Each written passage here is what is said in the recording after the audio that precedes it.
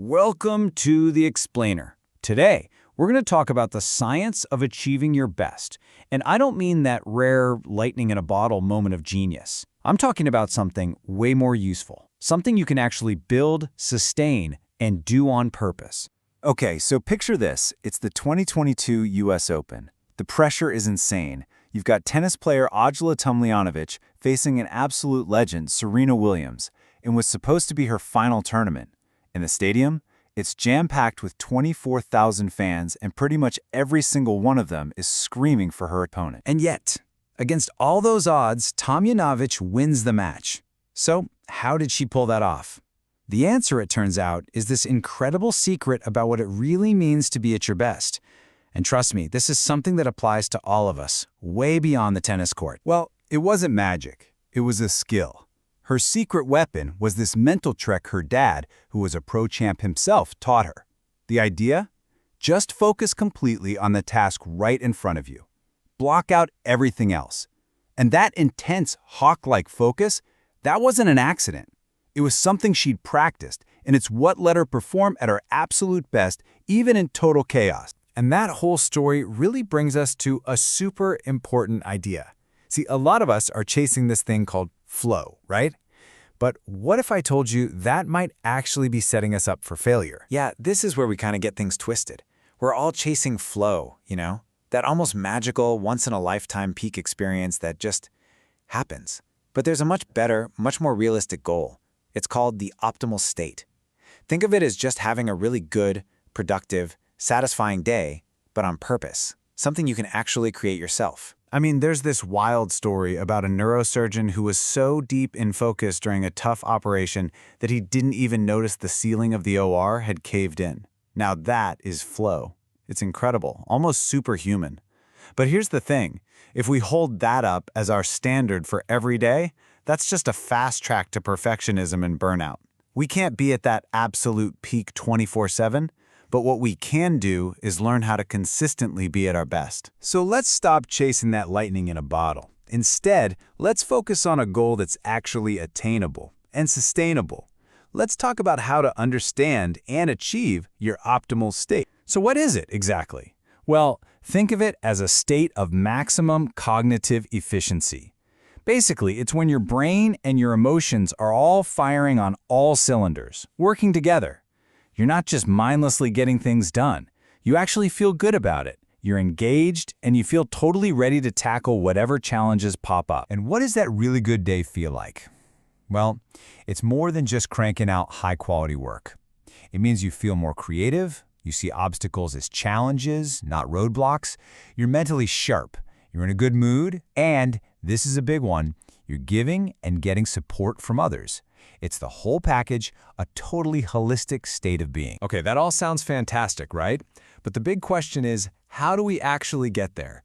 Well, the good news is it's not just some wishful thinking. There is a real practical toolkit that every single one of us can learn to use. And the master key, the thing that unlocks it all, is a skill you can learn: emotional intelligence.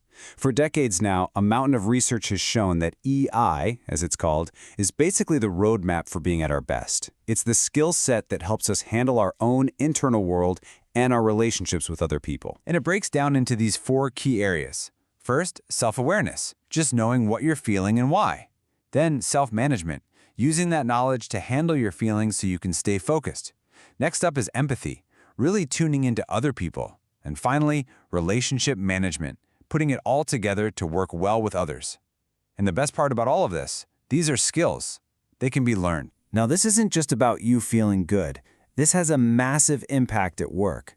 In fact, when we start talking about the workplace, the advantage of emotional intelligence becomes crystal clear. And it doesn't just affect individuals, it can transform entire organizations. Get ready for this number, because it's a big one. 70%. Research shows that up to 70% of an employee's performance is tied to the emotional intelligence of their boss. Let that sink in. How well your manager handles their own emotions and their relationships with the team has a massive, direct impact on how well you do your job. And you can feel the damage it does in this quote from someone who worked for a low EI boss. They said they lost their initiative, their creativity. They just started feeling bad about themselves, and that spilled over into their work. So a boss with low EI isn't just having a bad day or has a quirky personality. No, it's a genuine performance killer for the whole team. This is where emotionally intelligent leaders really make their mark. They create something called psychological safety. It's that shared belief that your team is a safe space for taking risks. You feel like you belong, you can voice a new idea, you can even admit you made a mistake, all without fear of being humiliated or punished. And it's not just a nice to have. Google famously did a huge study on their teams and found that this was the #1 ingredient in their most successful ones. And the results? They're not just fuzzy feelings. They show up right on the balance sheet. When you look at the data, it's totally clear. Higher emotional intelligence in an organization leads to lower employee turnover, much higher customer satisfaction, and yep, you guessed it, increased profits. The business case for EI is absolutely undeniable. But let's zoom out a bit, because this isn't just about what works right now. This is about being future-proof. As we look ahead, these skills are becoming more critical than ever before. Think about it. As AI and automation start handling more of the technical stuff, what's left for us? What's going to make us valuable? It's these deeply human skills. Emotional intelligence is the foundation. It's what allows us to tap into a sense of purpose and to innovate by collaborating with each other. This combination, this is the skill set that's going to define success in the future. And you can see this shift happening right now, especially with the next generation of talent.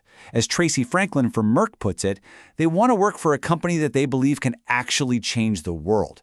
They're not just hunting for a paycheck. They're looking for a purpose, a mission that's bigger than just themselves. For companies, that means having a real purpose is no longer optional. It's how you attract and keep the best people. So this brings us right back to the beginning. The ability to hit that optimal state to truly be at your best, it's not some random gift you're born with. It is absolutely a skill you can build. It's achievable. Your best performance isn't a matter of luck or chance. It's a matter of choice. So the only real question left is, what's the one EI skill you're going to start building today?